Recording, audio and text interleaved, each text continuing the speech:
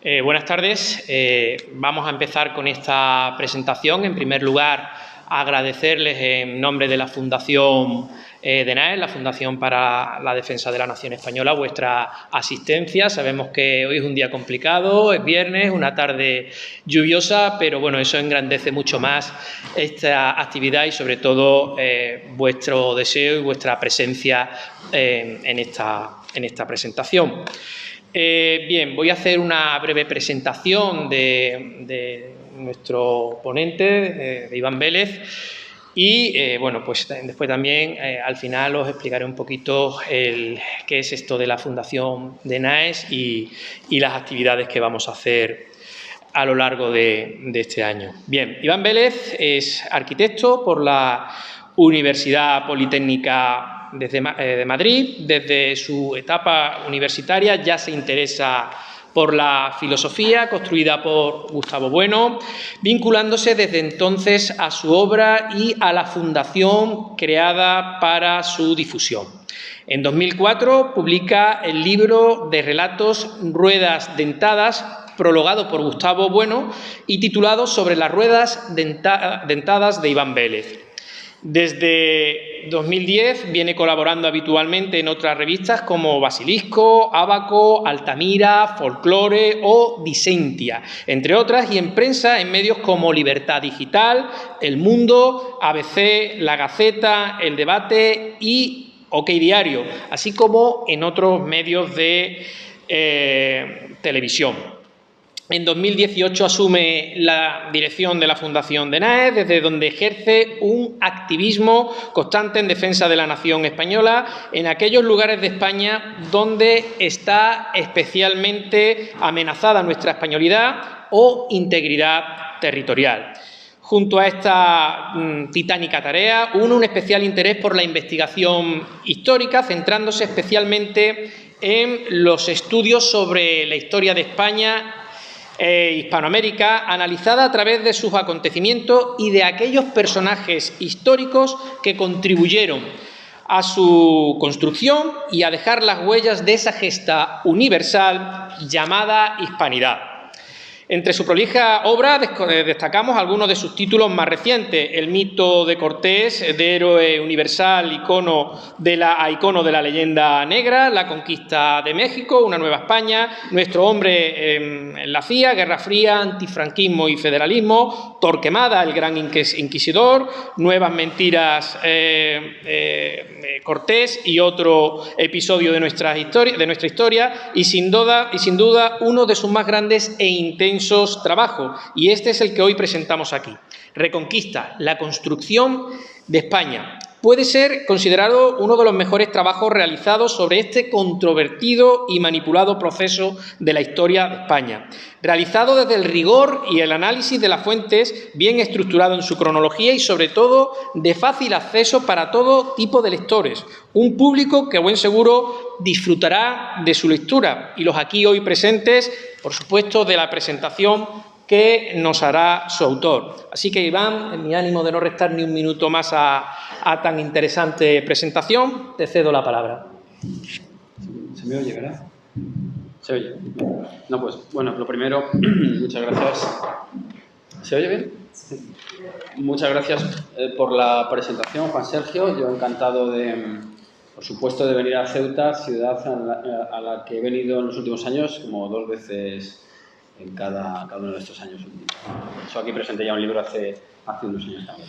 Nada, agradeceros la invitación. Creo que la Fundación para la Defensa de la Nación Española tiene una tarea importante que desempeñar en un sitio donde se cuestiona nuestra españolidad. Y, evidentemente, este es un libro que trata en gran medida de eso, de la españolidad. Por eso se subtitula La construcción de España. Y ahora explicaremos un poco la causa de que se haya subtitulado así. En la portada verán que aparece la palabra Reconquista, que es el periodo al que nos estamos refiriendo. Una palabra que pongo totalmente neutra, sin artículos ni nada. Y aparece también la construcción de España porque, adelanto un poco mis tesis, entiendo que la España de la que somos herederos surge en ese proceso de 8 siglos que tiene como punto de arranque o como punto ante el cual se ejerce la reacción cristiana precisamente el norte de África y estas tierras en las que estamos ahora mismo. Entonces, bueno, yo creo que presentar Reconquista en Ceuta pues no solo es un honor, sino que yo creo que estaríamos en el alfa casi y el omega pues estaría localizado en Granada. De hecho, probablemente presentemos el libro el día 2 dándole al omega una fecha absolutamente ajustada. Entonces, vamos a ver. El término Reconquista actualmente, dada la polarización de la sociedad española, la desgraciada polarización que venimos padeciendo, está siendo fuertemente criticado desde posiciones académicas, pero también, sobre todo, ideológicas.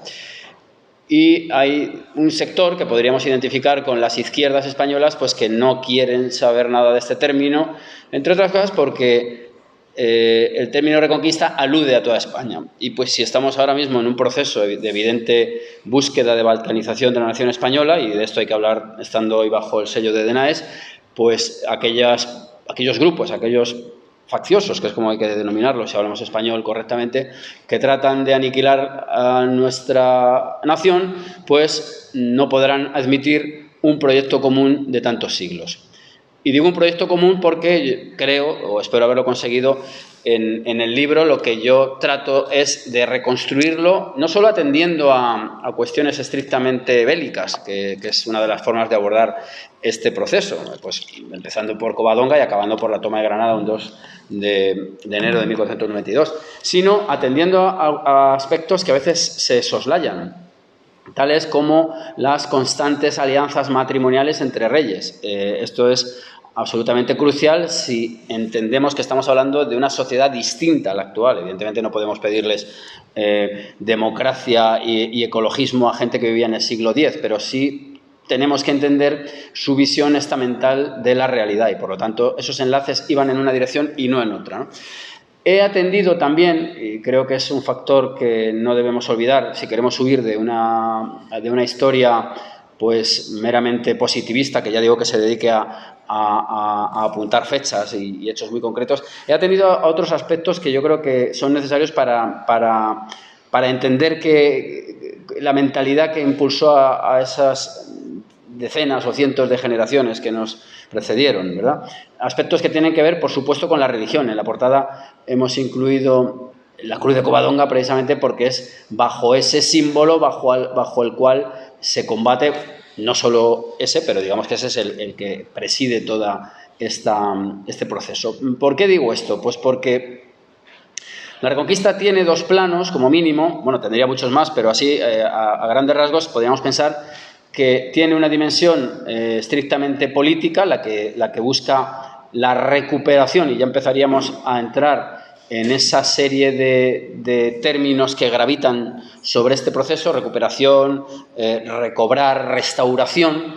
Tiene esa dimensión territorial y política, que es el dominio efectivo del territorio por parte de los reyes cristianos, pero evidentemente tiene también ese ánimo restauratorio. Restauración de España es una pérdida, el par pérdida y restauración es el que funciona desde el principio, frente a un enemigo que es enemigo en lo político, en lo económico, si se quiere, aunque haya franjas de colaboración, pero sobre todo que es incompatible. Y esto yo sé que es muy delicado decirlo y muy polémico, pero es la realidad. El Islam es incompatible en cuanto a su ontología con el cristianismo. Hasta el punto, y esto más allá de la fe o del proceder de los cristianos y musulmanes, pero si uno entra en el asunto, entra en la esencia del Islam y del cristianismo, verá que hay una incompatibilidad que se refleja inmediatamente en las crónicas musulmanas más primigenias, en las cuales se habla de los cristianos como politeístas por el dogma de la Trinidad. Entonces, esto es una incompatibilidad absoluta.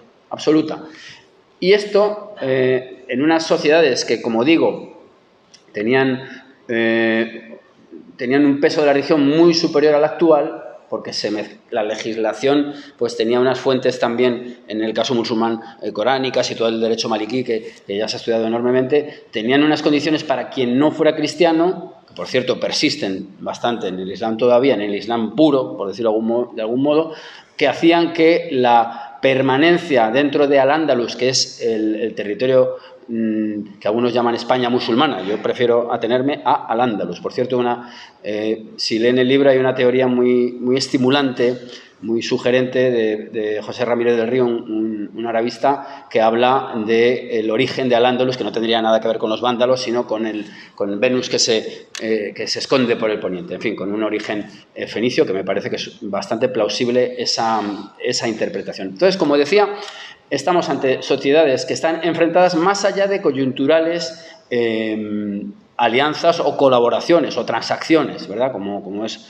lógico, no se puede partir la realidad de una manera tan absolutamente maniquea. Entonces, bueno, vamos a intentar reconstruir un poquito este proceso que yo sé que ustedes conocen con bastante profundidad, estoy seguro de ello. Me gustaría abordar la polémica que hay en torno a la idea y concepto de reconquista y, si quieren, pues luego después podríamos abrir un pequeño debate. Vamos a ver.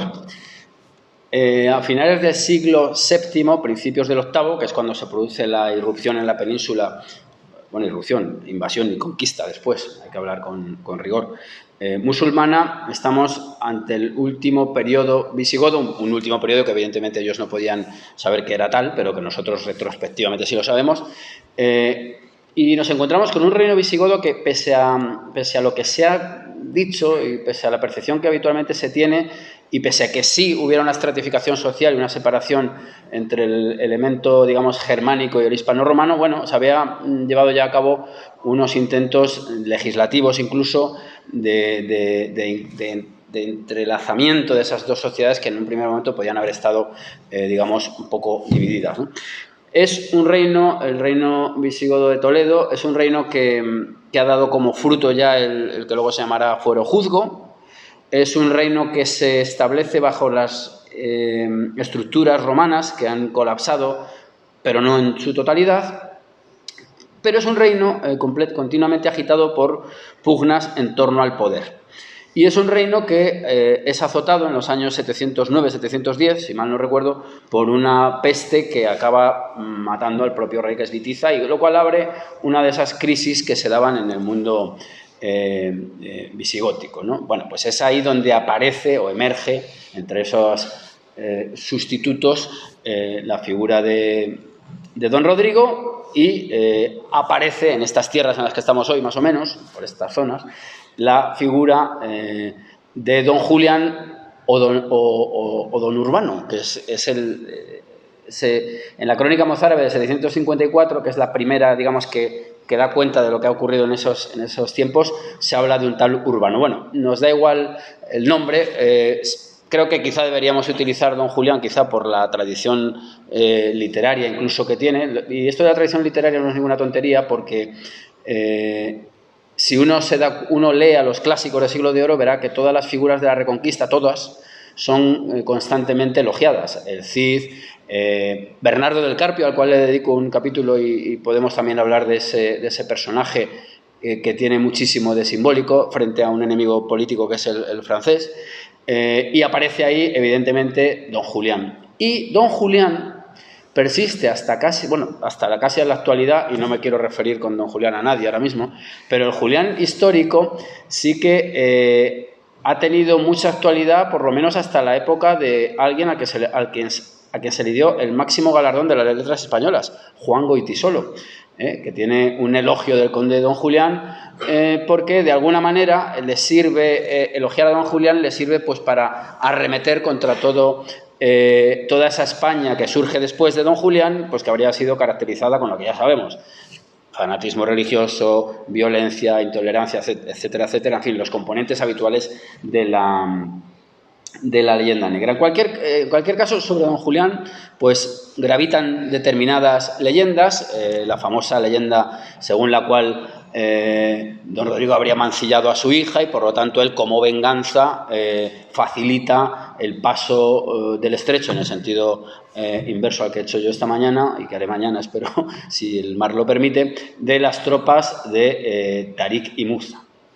Bueno, pues ese sería, digamos, con toda esa carga legendaria de un conde que se ha desvinculado ya de ese poder bizantino que ha decaído en lo territorial, pero lo veníamos hablando ahora por el camino, pero mantiene su potencia marítima, es el que de algún modo permite el paso de estos dos grandes contingentes, que evidentemente no era el único, ya históricamente ya había habido otros pasos, pues ya nos podríamos remontar incluso a Aníbal y demás, es decir, que el norte de África siempre ha tenido enfrente Europa y ha tenido pues como plataforma Ceuta y el norte de África para esos pasos. Bueno, pues pasaría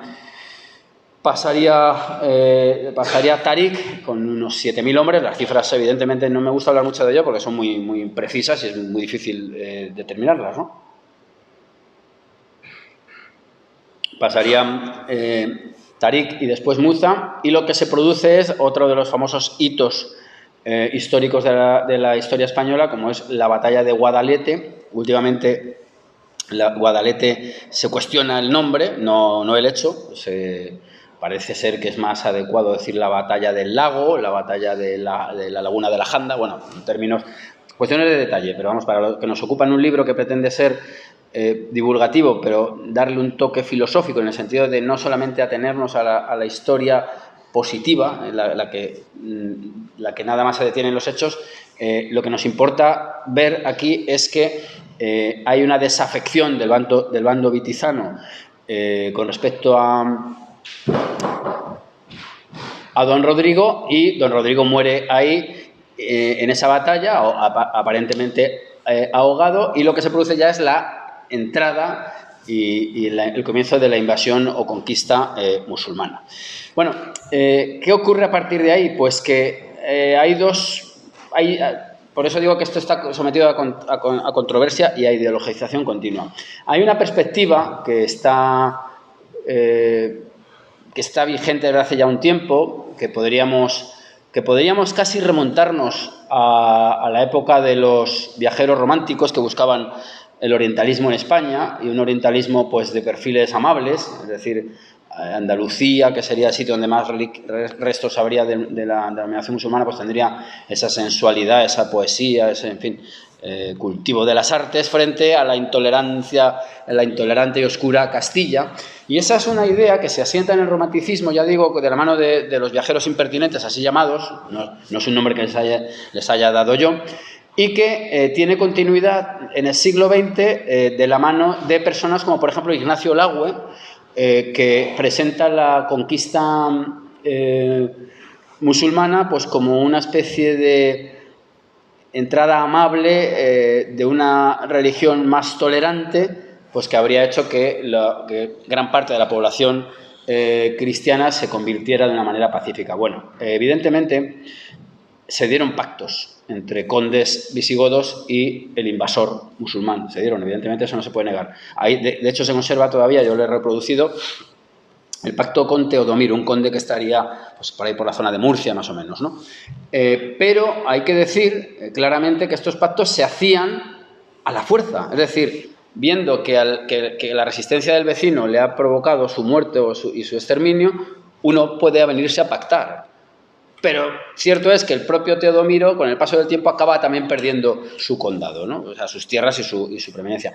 Hubo algunos linajes que efectivamente sí que entraron en la órbita musulmana. Los Banu Qasi, famosos, yo les digo también un artículo, pero que constantemente también están en pugna con otros linajes, digamos, más puros, yemeníes, árabes. ¿Qué quiero decir con esto? Pues que aunque en los libros de texto que estamos acostumbrados a ver vemos el mapa de España y dos manchas, la España cristiana y el Andalus, con los colores que ustedes le quieran dar, el verde suele ser el que se le da al Andalus, por aquello del infantismo que tanto nos invade. Lo cierto es que en ese al-Andalus, que es menguante, hay unas continuas pugnas entre diversos colectivos determinados por su origen. Y después eso es algo que se mantiene en el tiempo y que dará lugar, tras la muerte, sobre todo de Almanzor, a los famosos reinos de taifas. En el lado contrario nos pueden decir, bueno, es que también ocurrió en el lado contrario, hubo pugnas entre reyes, evidentemente nadie lo va a negar. Pero lo que nadie va a negar, ahora que han pasado ya unos siglos, es que la victoria cae del lado cristiano. Y que esa fragmentación que también se da en el mundo cristiano tiende a la unificación, y la prueba es que Granada cae con un enlace matrimonial, por decirlo de algún modo, que abre la vía a esa unificación de reinos. Sí, con todas las particularidades que se quieran propios del antiguo régimen.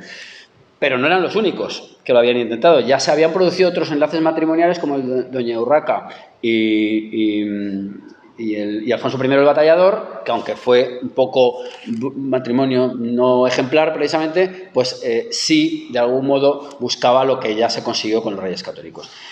En definitiva, lo que vemos en todo este proceso, y ahora entraremos un poquito más en detalle, es por la parte cristiana una búsqueda de unificación que se hace efectiva, y por la parte musulmana una unificación inicial que se fragmenta finalmente. Entonces, son procesos realmente inversos, ¿no?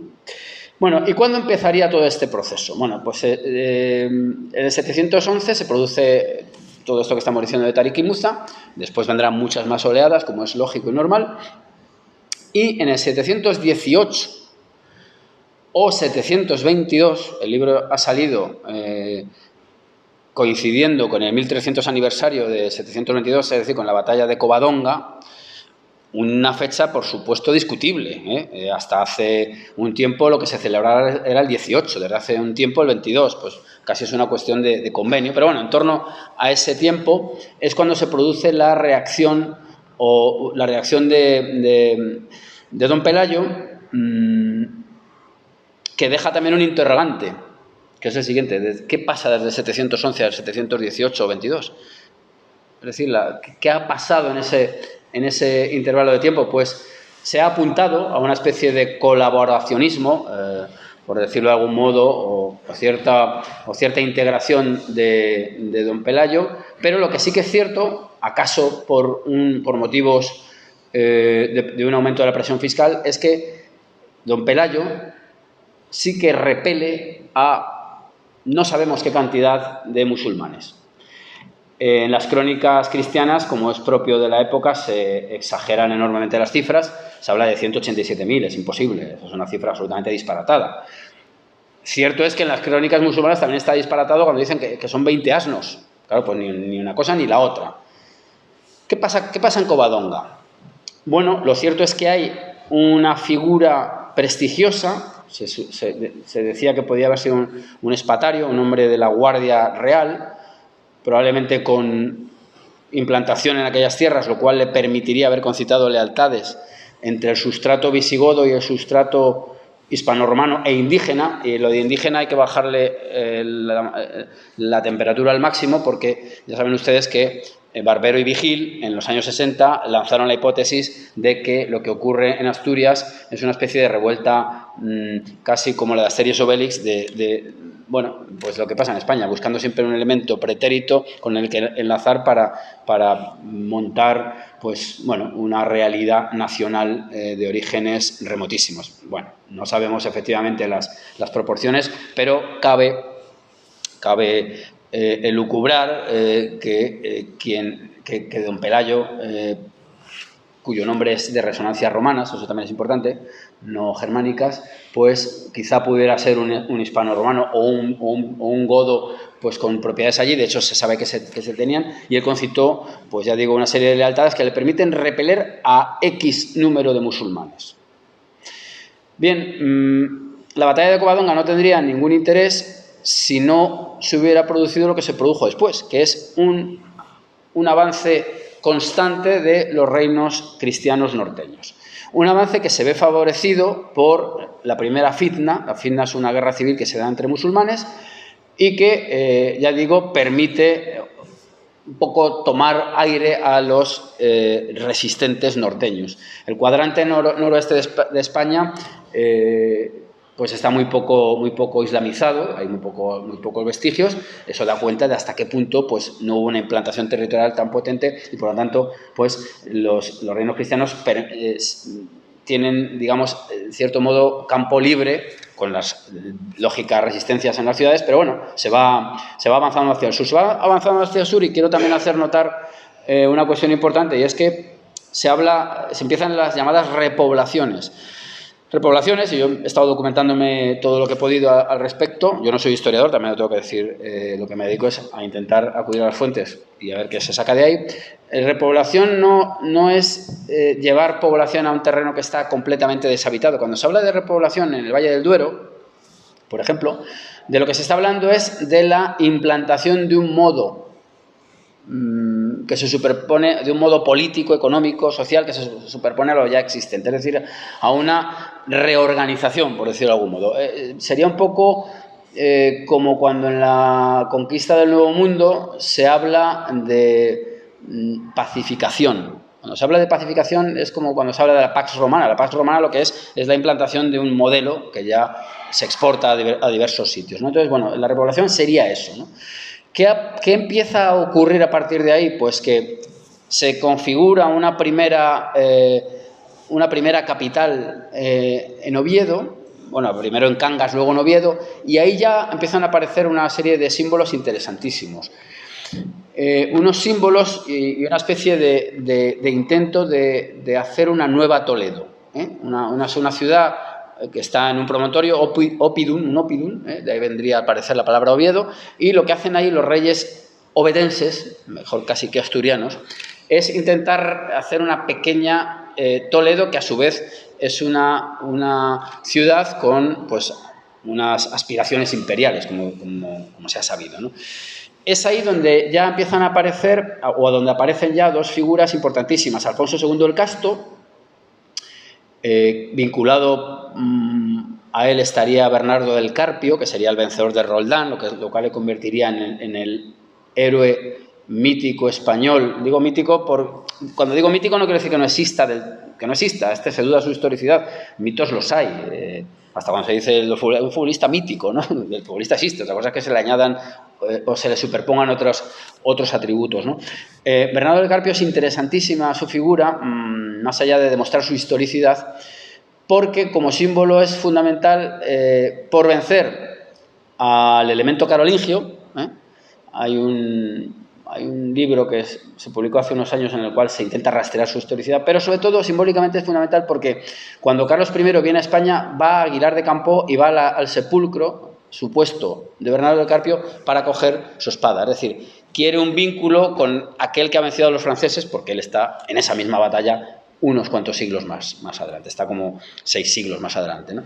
Quiero decir que estas son cuestiones que yo he intentado atender del mismo modo que he intentado atender la idea o el mito también de Santiago, que es algo o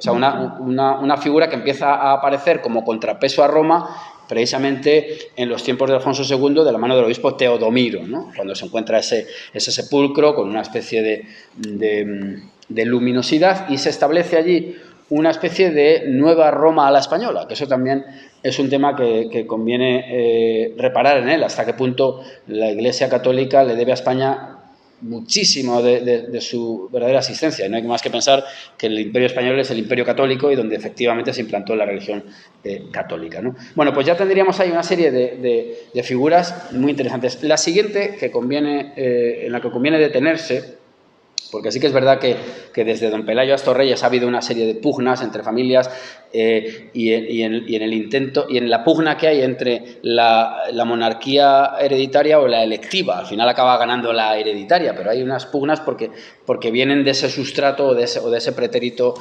visigótico, ¿no? La figura más interesante para lo que nos ocupa hoy es la de Alfonso III el Magno. ¿Por qué? Porque él es el que lleva a cabo, o dentro de su corte, es donde se lleva a cabo el periodo o la maniobra, como se le quiera llamar, de neogotización de ese reino.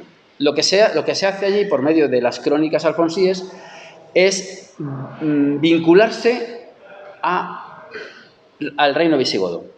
Es decir, y ahí está la tesis del libro. La tesis es la siguiente. Existe un reino visigodo, cristiano evidentemente, con una legislación más o menos común, que ha colapsado.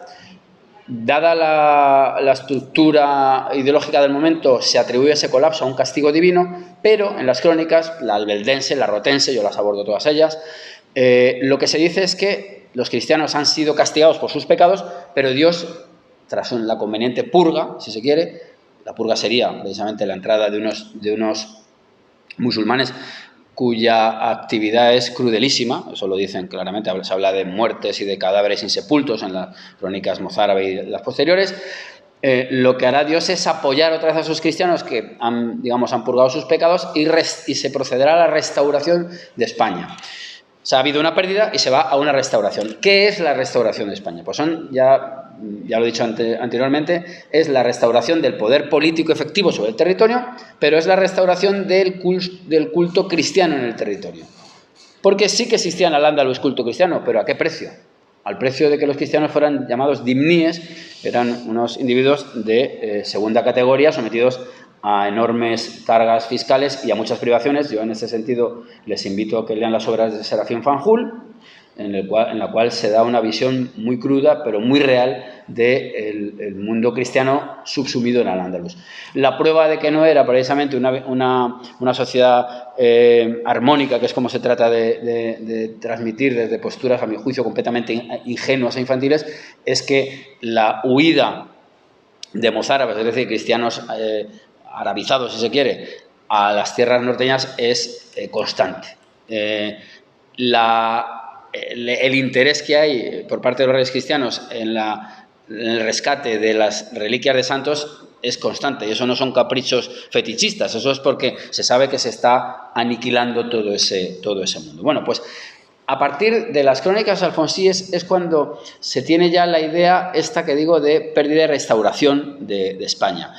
Durante todos los siglos posteriores, y yo he tratado siempre de rastrear lo posible la cuestión, existe ese recuerdo. Entonces yo creo que se puede plantear todo este proceso como el intento de hacer efectivo un recuerdo. Yo he utilizado la pareja anamnesis-prolepsis, que es casi una terminología médica, ¿verdad?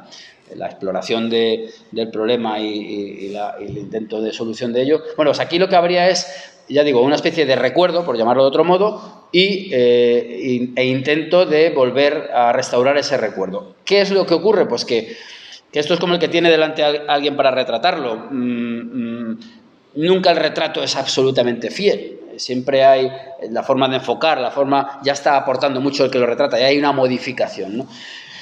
Lo que ocurre en estos siglos es que, aunque el modelo es esa España visigótica y la fuente de legitimidad también lo es, eso también lo es, el retrato o el resultado al que se da pie durante esos siglos es otro distinto. Es decir, no hay una restauración del reino visigodo. Hay otra España, la España, la última de todas es la de los Reyes Católicos, pero démonos cuenta que esa tiene poco que ver con la España visigótica, ¿no? Sin embargo, ya digo que como modelo y como legitimación y como objetivo, pues lo que está latente constantemente es el reino visigodo. Bueno, vamos a intentar no alargarnos en exceso. Vamos a abordar, si les parece bien, vamos a abordar alguna cosa más primero. ¿Cómo se lleva a cabo ese proceso? Pues de varias formas. Evidentemente, yo ya he hablado de la construcción de esa ciudad regia, de esa ciudad imperial, que sería Oviedo, y según va bajando, digamos, la línea de frontera, o esa franja de frontera, la ciudad imperial irá descendiendo, ¿no? Irá descendiendo. El siguiente hito nos llevaría, no quiero ser castellanocéntrico, ni mucho menos, pero sí que es verdad que la cuña también lingüística, según se ha estudiado, responde más o menos a esa realidad, porque es verdad que los reinos pirenaicos o condados catalanes, de algún modo, si uno se fija, van formando una cuña que se va cerrando. Si ustedes lo están viendo desde ahí, España, aquí estaría Portugal, la cuña se va cerrando, Aragón, Valencia, y Murcia ya es castellana, ¿verdad?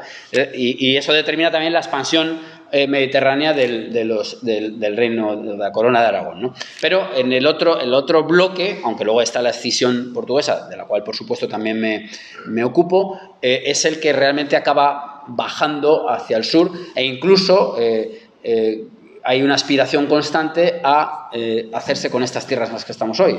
Incluso en el Cantar del Medio Cid, él dice que no descarta alguna noche dar el salto a África. ¿Por qué? Porque se sabe que en África es o el norte de África es la plataforma de esas oleadas almorávide, almohade, benimerí y todas las que se sucedieron desde África. Bueno, pues como digo, tendríamos Oviedo, después tendríamos León con un panteón también, es decir, se busca también el afianzamiento de una serie de familias regias. Por cierto, panteones de mucho tipo. El Escorial es otro panteón que erige Felipe II para hacer un panteón de otra estirpe, ¿no? Que serían los Habsburgo, ¿no? La siguiente ciudad, todas ellas, ya digo, con un sesgo imperial. Y es que la idea de imperio no se puede desligar de la idea de España. Y no porque los reyes españoles tuvieran una especie de delirio narcisista para querer ser emperadores, sino porque en realidad lo eran, dominaban diversos reinos y tenían siempre en su cabeza la totalidad de lo que tenían que gobernar. Hay, de hecho, en algún caso lo he reflejado, hay reyes que en su testamento otorgan o reparten territorios todavía no conquistados que Dios les dará. Es decir, ellos tienen muy claro que eso, que está Dios de su parte y que se va a conseguir la recuperación o se va a recobrar, todas estas palabras son las que se utilizan en un tiempo futuro. Por poner un ejemplo, ya que hemos hablado de Toledo, y después de ser repelidos los almorávides, en su destierro, Abdalá, uno de los reyes que son mandados al norte de África, dice lo siguiente en sus memorias, para que se vea cómo esa idea está asentada hasta en el propio enemigo, ¿verdad? Dice lo siguiente Abdalá: Al-Ándalus, me dijo de viva voz, esto lo está narrando una conversación que había tenido con un emisario del rey Alfonso VI, enviado a Granada. Al-Ándalus, me dijo de viva voz, o sea, Abdalá lo que hacen los almorávides es mandarlo a África porque no ha sido un musulmán como debe ser, ¿verdad?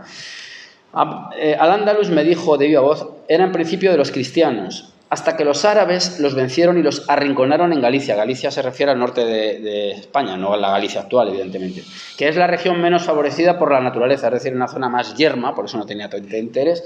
Por eso ahora que pueden, desean recobrar lo que les fue arrebatado.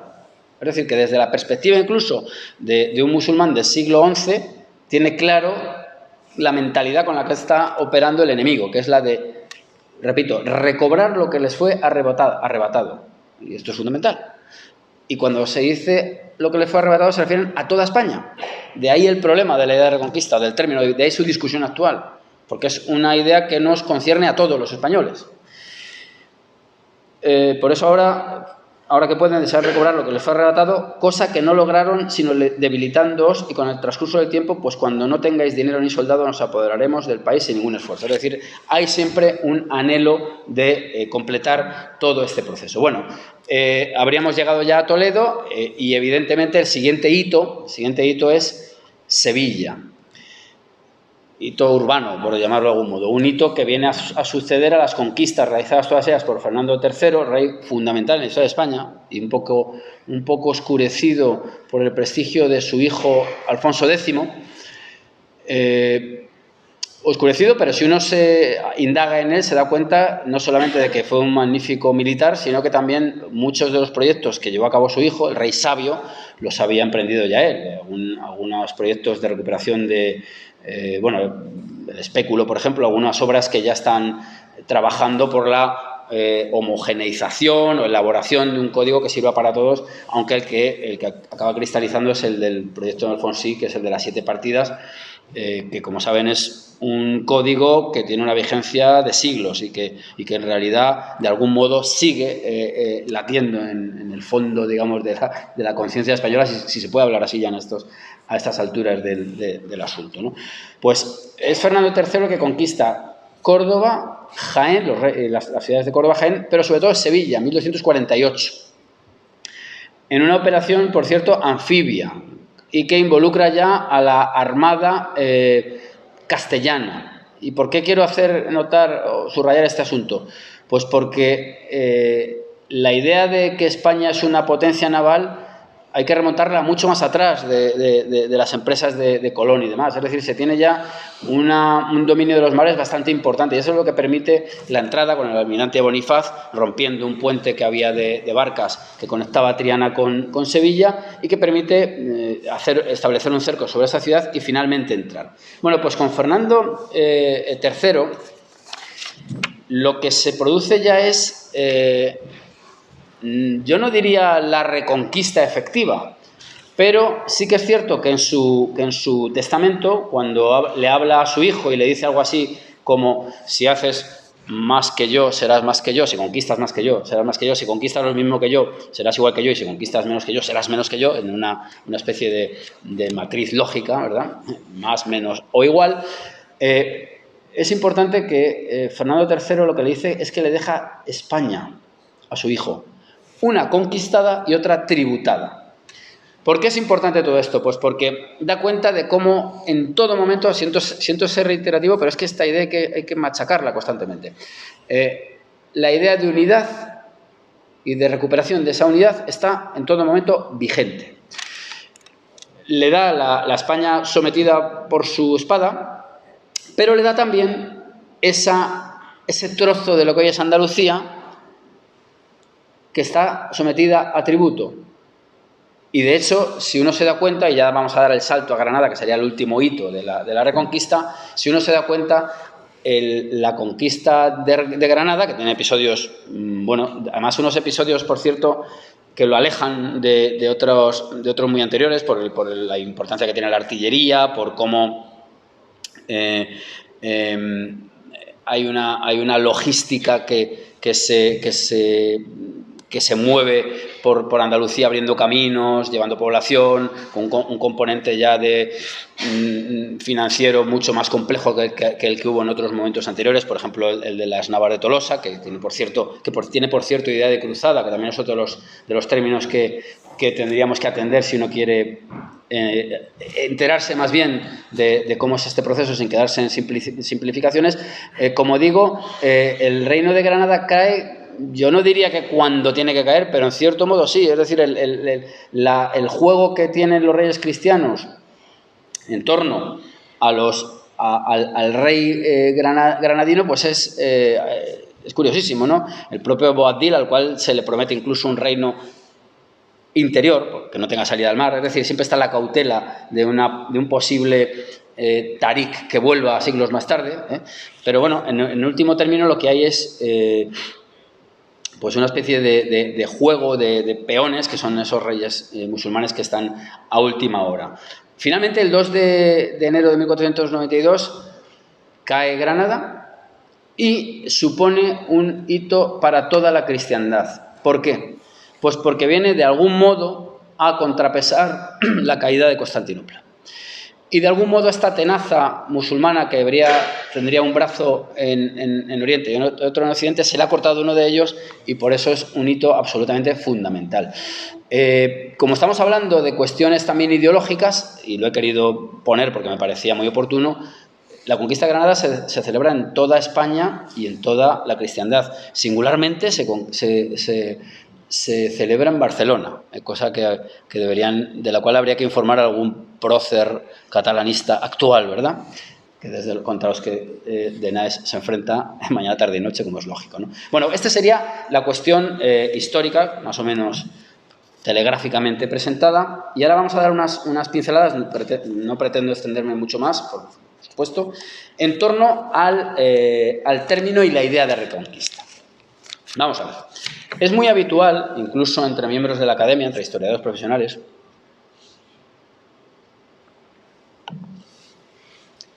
decir que el término reconquista aparece en el siglo XIX. Y esto, que aparentemente es algo neutro, tiene más sustancia de la que parece. ¿Por qué? Porque si aparece en el siglo XIX, hay que darse cuenta que las historias nacionales, muchas de ellas, vinculadas a la idea de nación política que procede de la nación histórica, lo digo porque también, además en una charla de Denaes hay que decirlo, hay muchos que sostienen que España nace en 1812 con la Pepa. No. España es muy anterior. De hecho, los ejemplos de idea de España y de pérdida y restauración de España están en el siglo IX ahí vigentes, ¿no?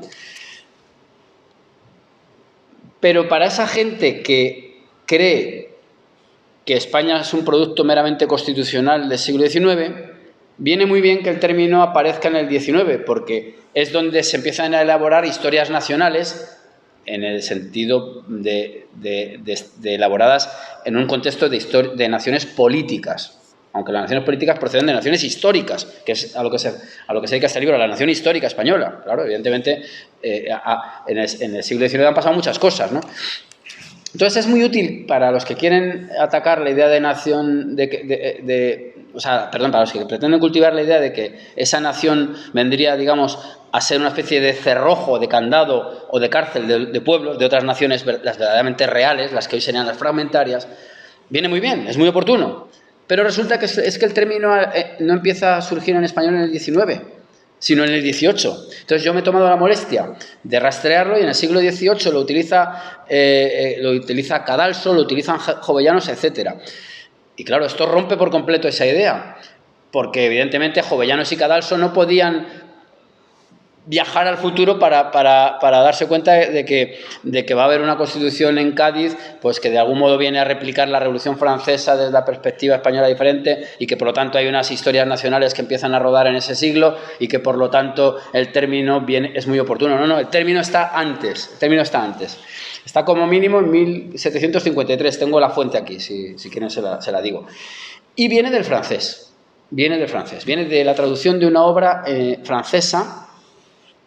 Y cuando se vierte al español, ahí aparece el término reconquista. Yo estoy más o menos sospecho que podría tener que ver con la vinculación al mundo godo, que efectivamente sí que tienen los franceses, que Francia se llama Francia por los francos, España no se llama Gotia por los godos, se llama España por su vinculación con España visigoda e Hispania romana. Aunque yo entiendo que Trajano no era español, pero sí que era un proto-español, si se quiere, o nace en las estructuras sobre las que se asienta España, ¿no? Entonces, en el siglo XVIII ya está vigente el término de reconquista. Tengo recogidos bastantes usos, ¿no? Lo suficientes para demostrar que lo está. Está ciertamente también empleado por gente que tiene vínculos con Francia, lo cual refuerza la idea de que pudiera ser un término del francés. Pero estamos hablando del término. La idea, que es lo que yo estoy intentando transmitir esta tarde y lo he hecho a través del libro, si es que lo he conseguido, la idea está vigente en todo momento, porque reconquista, yo entiendo que reconquista desde esa perspectiva es que los godos han conquistado España, la han perdido y la vuelven a conquistar, es decir, la reconquistan. Es lo mismo que pérdida y restauración, estamos hablando más o menos de lo mismo, que es lo que yo trato de que se haga, de hacerme entender en este sentido, ¿no? Entonces, el término de reconquista, ya digo, está en el XVIII plenamente vigente, lo cual nos viene muy bien para cortar de raíz esa tentación de que España es un artificio y, por lo tanto, hay una historia ad hoc que viene a acompañar un objetivo puramente ideológico. Me ha dado la gana, casi por darme una satisfacción, puesto que está, y ya voy a intentar ir terminando, puesto que está todo polarizado en relación a este término, es decir, las derechas dirían reconquista, las izquierdas negarían, no lo utilizarían y sería una palabra tabú, me ha dado la gana buscar si en las izquierdas realmente así definidas se ha utilizado el término reconquista. Bueno, pues se ha utilizado y mucho. Yo me he tomado la molestia incluso de buscarlo en la obra de Marx, y Marx utiliza la palabra reconquista, referida a España, no a otros sitios. ¿Por qué? Pues porque Marx estaba leyendo las historias clásicas españolas, que son las que ha utilizado los españoles todo el tiempo, hasta ayer, hasta hace un rato, ¿no? Entonces, las izquierdas españolas han utilizado el término reconquista con asiduidad. Ya digo, Marx lo ha utilizado, el Partido Comunista lo ha utilizado. La operación del Maquis se llama Operación Reconquista.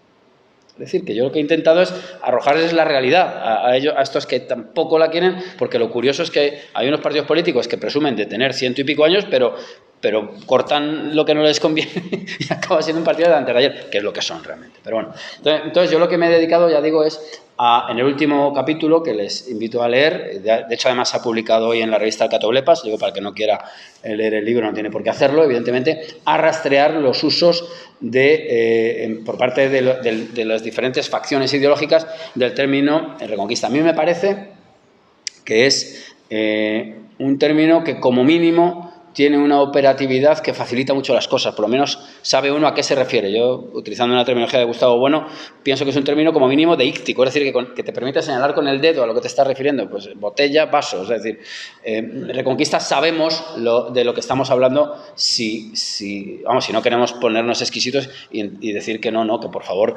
no se puede emplear ese término. Porque si entramos en semejante nivel de puntillismo, me parece a mí, pues no se puede decir, ni tú eres historiador además, ni Edad Media, ni Edad Moderna, ni nada, porque son términos muy convencionales. Me parece a mí que al menos este término tiene detrás una idea potentísima.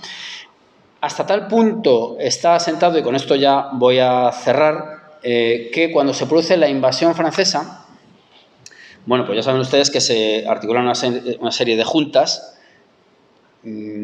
que tratan de recuperar la soberanía española, que es de lo que se trataba, después de los famosos episodios lamentables de Bayona, y la Junta de Oviedo, que articula ya una columna de resistencia, a la cual se le unen otras, es decir, sea una especie de nueva Covadonga.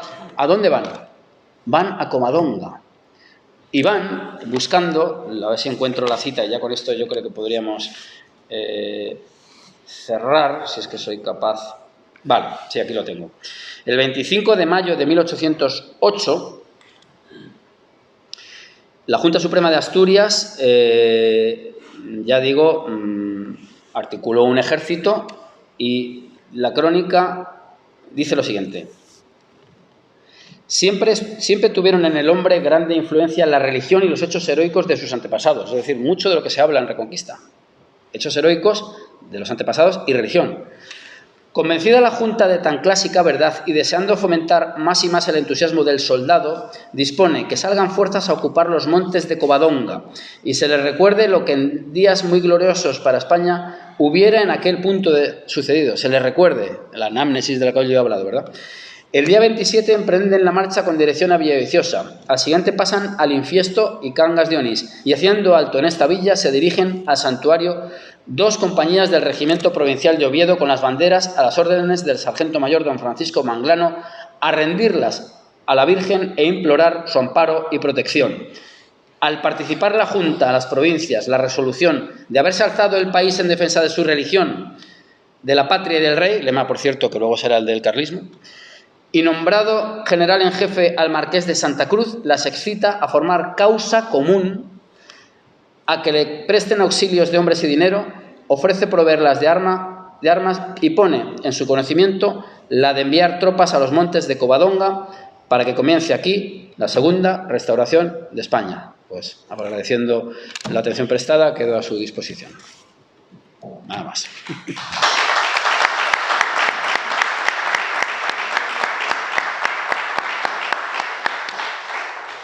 Muchas gracias, Iván.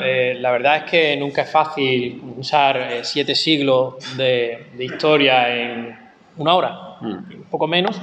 Pero bueno, creo que ha sido un repaso bastante interesante de los aspectos más importantes que jalonan ese proceso de reconquista, y hay que decirlo, de reconquista de España. Y bueno, pues creo que ahora es el momento, ¿no?, de abrir un pequeño debate y plantear algunas cuestiones por si alguien quiere conocer algún punto o algún detalle, o en detalle alguna cuestión más de este periodo histórico. Sí, bueno, tampoco vamos a contarlo todo, porque también es importante que se pueda uno centrar en la lectura interesante de este libro y conocer en detalle muchos de estos aspectos, pero sí que es bueno, si se plantean algunas cuestiones, pues tratarlas hoy aquí. Si alguien quiere hacer alguna pregunta. ¿No? Ante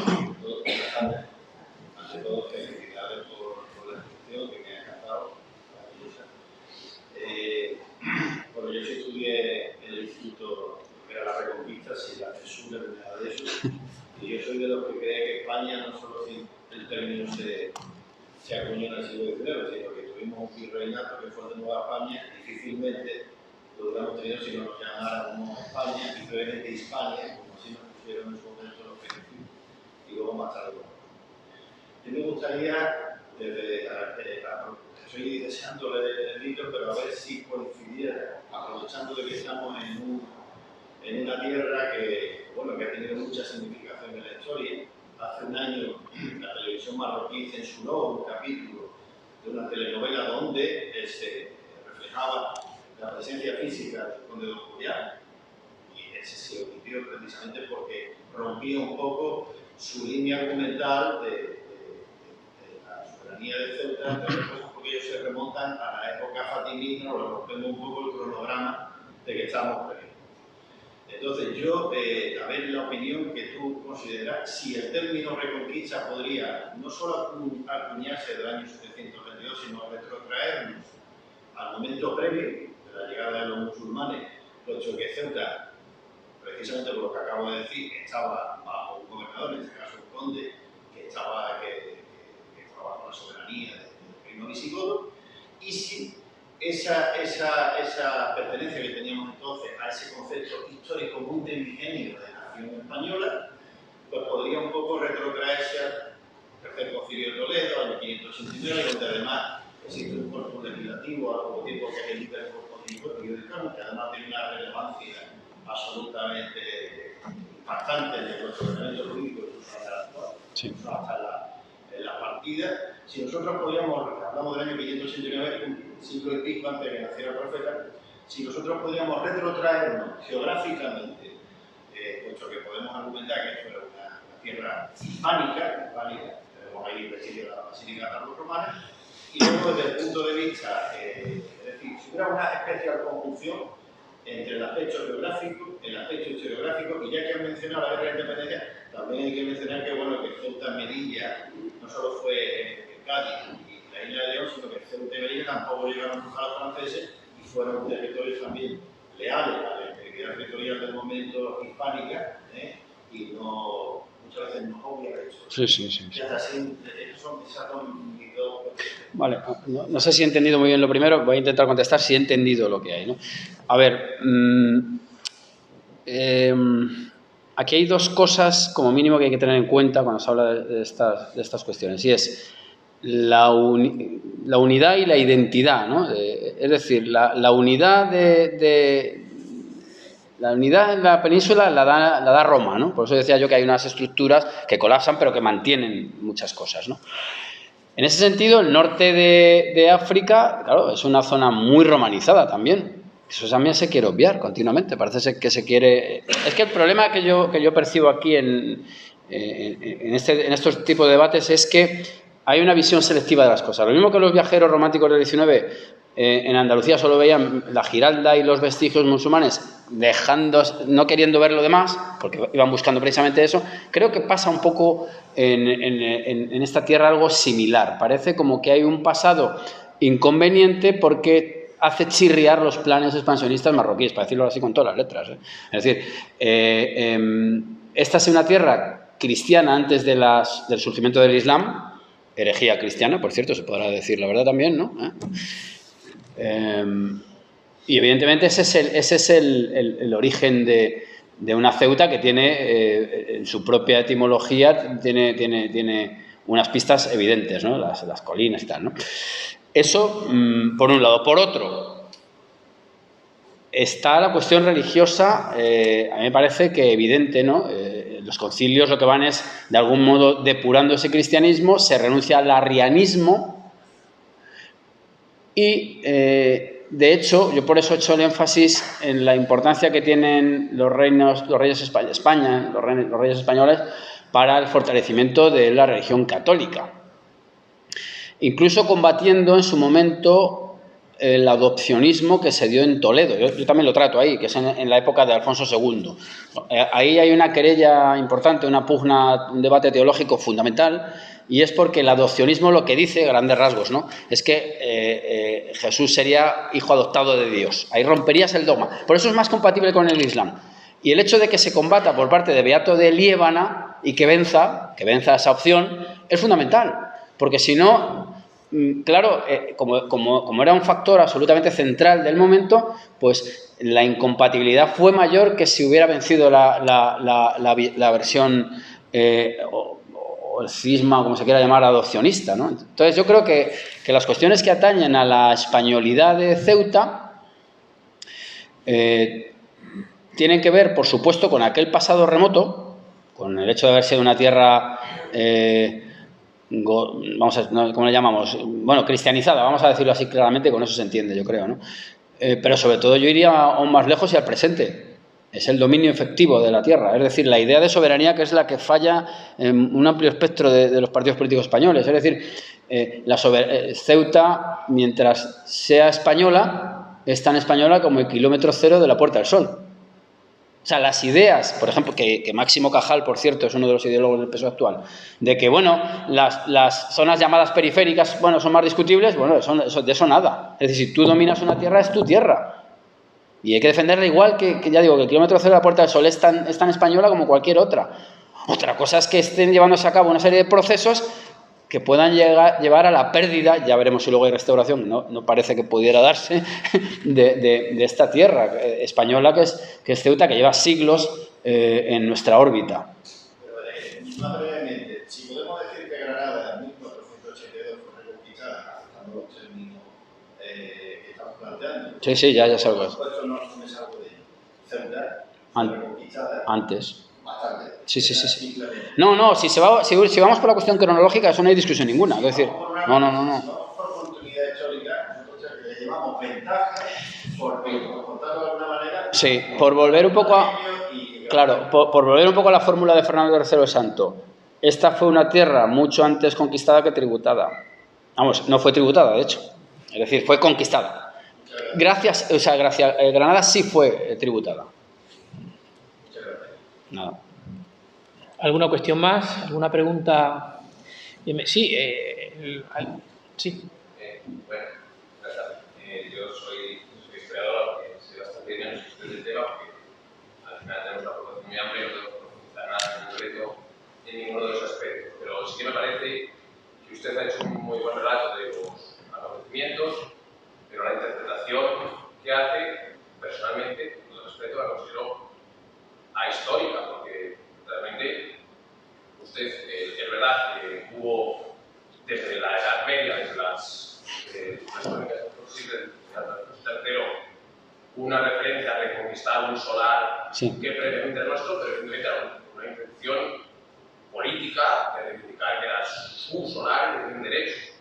Igual, evidentemente, que luego, cuando llegaban diferentes oleadas anuales, reivindicaban la legitimación con ese solar previo, evidentemente. No sé si me estoy explicando. Sí. Eso por un lado. Y por otro lado, es muy normal que en las referencias historiográficas del siglo XIX, es usted correctas, de la guerra de independencia y demás, se hagan ese tipo de referencias a la restauración. Pero eso no quiere decir que sean interpretaciones de la historia correctas, que tenían un interés político e ideológico detrás de reivindicar al francés, ¿no? El enemigo francés. Entonces, no sé, es decir, un poco reflexionando al final, que fueran interpretaciones correctas en este momento, no creo que hoy en día, aunque el relato de acontecimientos estoy de acuerdo con él, la interpretación de los mismos difiero. Yo no sé, no soy especialista, pero quizá Carlos de Ayala, lo considero que hace una buena interpretación al respecto, diciendo que es un término operativo, como usted dice, pero siempre y cuando tengamos en cuenta que los reinos cristianos tenían unos intereses. Claro. Y que no eran, evidentemente, que no, quiero decir, y los alanos tenía otros. Entonces, no podemos solo quedarnos con los que defendían unos, porque tenían también su propaganda política y evidentemente, igual que los otros. No sé. Bueno, vamos a ver, pero es que es la vida misma. Claro. Es que esa es la vida misma. Es que vamos a ver, es que estamos en Ceuta hoy, ¿no? Aquí hay un problema político en Ceuta, estamos de acuerdo, ¿no? Hombre, sí, hay un reino de Marruecos que quiere quedarse con esta tierra. Vamos a llamarle desajuste intencional, si se quiere. Claro, hombre, el rey de Marruecos tiene su, hombre, un relato muy elaborado y nosotros tenemos otro. Quiero decir, pero que esto es, desde Atapuerca en adelante siempre ha sido así y seguirá siendo siempre. Es decir... No, si esto es muy sencillo. No, yo en ese sentido soy muy prosaico, ¿eh? La tierra es del que es capaz de mantenerla, ¿eh?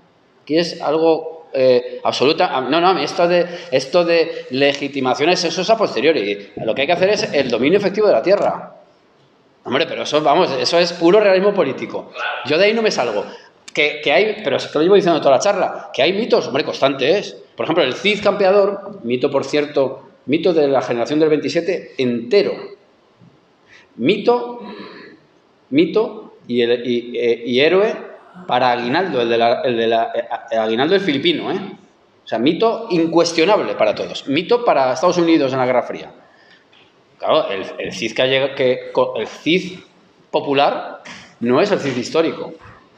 Claro que no, pero es que yo llevo diciendo toda la tarde que yo no, que esto no se trata de fecha, batalla, fecha, enlace matrimonial. No. Aquí hay una carga ideológica profundísima, pero es que eso es en el siglo XV, en el XVIII, en el XXI, en el 44, si existen los hombres. Eso es así siempre. Por supuesto, claro que cada uno elabora sus mitos de una manera operativa, pero es que si no, es que lo demás es puro idealismo. Yo no soy idealista, ¿eh? Yo idealismo es una palabra que no me gusta nada porque tiene una carga de ingenuidad enorme.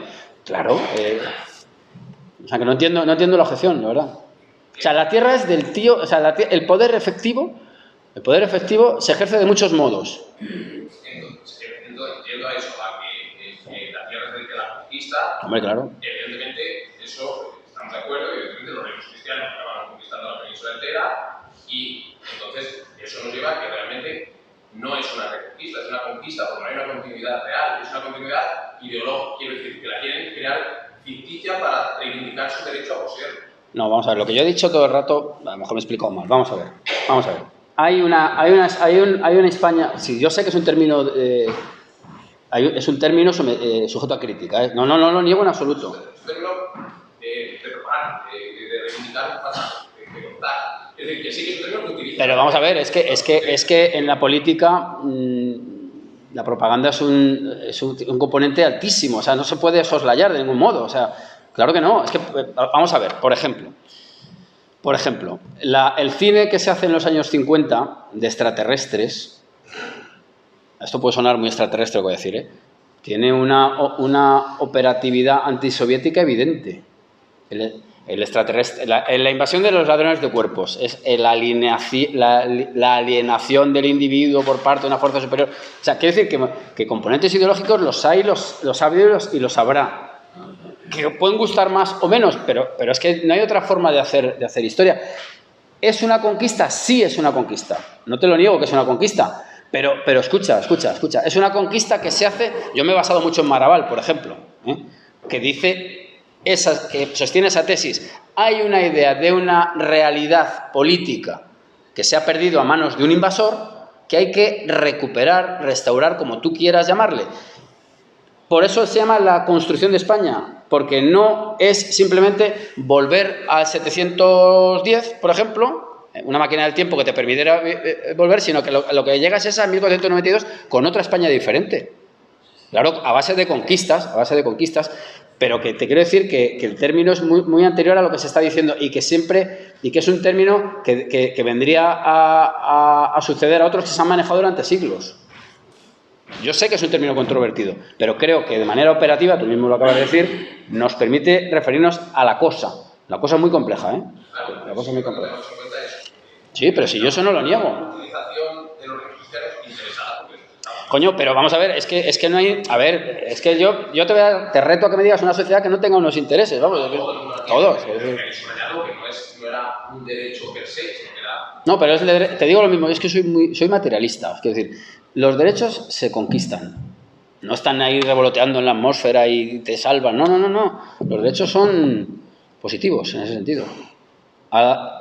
El Quijote, el discurso de las armas y las letras. ¿Qué dice Don Quijote?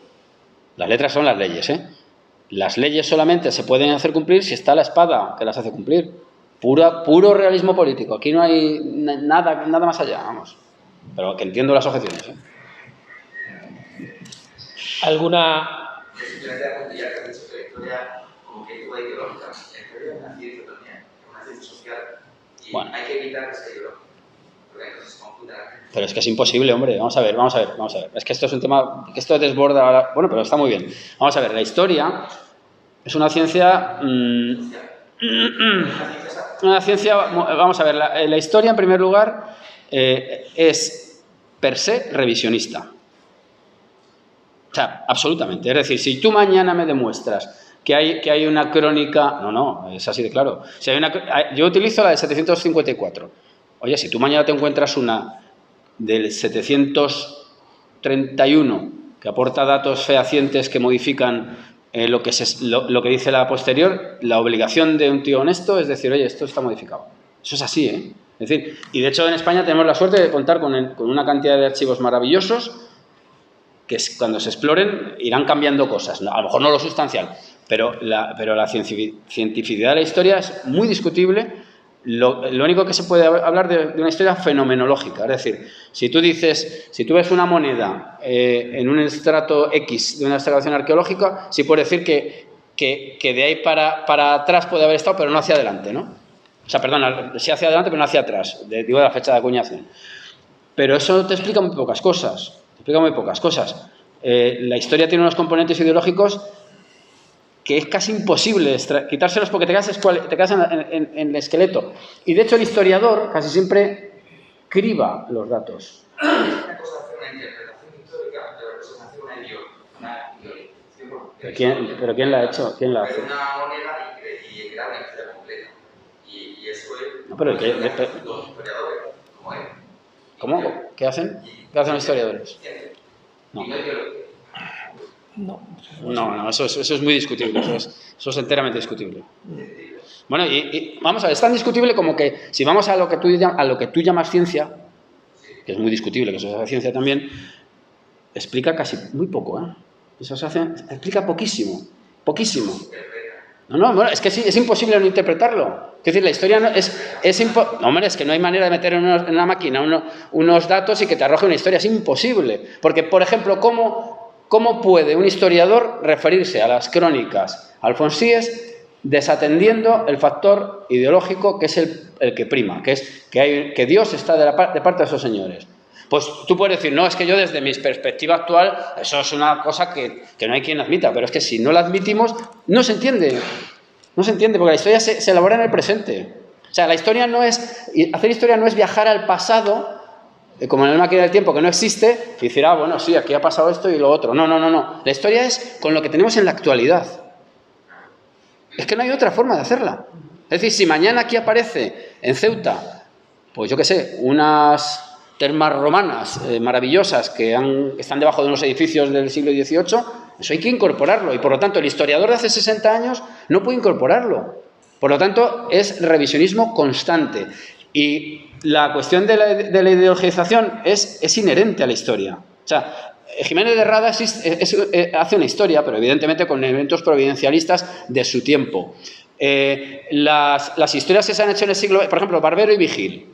Yo lo he dicho aquí porque están también en un contexto interesante de búsqueda de señas de identidad regionales. También muy del momento. Es decir, Barbero y Vigil encuentran sin cuestionarlos, yo no estoy cuestionándolos, pero encuentran en un momento, digamos, favorable a la asunción de esas tesis en un periodo de elaboración del Estado autonómico, donde viene muy bien tener indigenismo. Las historias que se elaboran en Hispanoamérica en el XIX, bueno, la carga ideológica es bestial.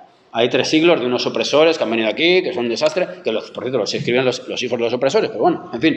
Y hay que vincularnos a Moctezuma y a Atahualpa. Pero eso es que es la historia siempre, es que es imposible, porque todo lo demás pues es pretender una asepsia ideológica imposible.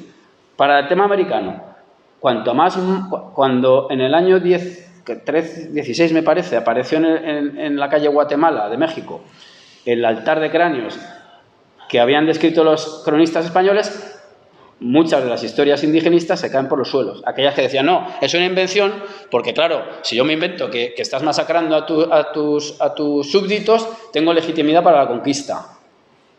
Sí, pero es que si aparecen los cráneos, avala la tesis de ese historiador. Y si mañana aparecen los lingotes de oro de la noche triste en no sé qué laguna, que por cierto han aparecido 2 desde que yo sepa, pues veremos la cantidad de oro que se sacó. Es decir, la historia está sometida a revisión todos los días. Y no es esa ciencia tan rigurosa. Ni falta que le hace a la historia. No, ni falta, no, ni falta que le hace. Es que no le hace ninguna falta. No, es que no le hace ninguna falta. Espero que... Es la arquitecto, ¿no? Sí. Vale. No, bueno, gracias. Gracias. Yo creo que bueno, el debate es bueno. No, pero un momento, es que creo que no he entendido. Ni falta que le hace, porque si no se queda en el esqueleto. Se queda en el esqueleto. Es que creo que no me estás entendiendo lo que quiero decirte. Se queda en nada. Se queda algo, un alambre, no es nada. No es nada, es muy poquito, muy poquito. Bueno, creo que el debate es bueno y que da pie, sobre todo, pues a la lectura de este magnífico trabajo de Iván Vélez. Se podría hablar mucho, posiblemente podríamos estar un día entero y seguiría existiendo este debate, esta controversia, y creo que, bueno, pues este tipo de trabajo, este tipo de análisis, de investigación, pues ayuda a arrojar pues luz sobre periodos de nuestra historia que, bueno, pues evidentemente todavía están por investigar, por analizar y por que den lugar a muchos estudios y trabajos. Pero bueno, tenemos este sobre la mesa, os animo a leerlo, os animo a analizarlo y, bueno, también decir que os animo a participar de... Criticarlo también, A criticarlo. Ya, bueno, y a criticarlo, me dice el autor, que eso también enriquece. Bien, pues, como digo, también animaros a participar en este tipo de actividades que vamos a poner en marcha.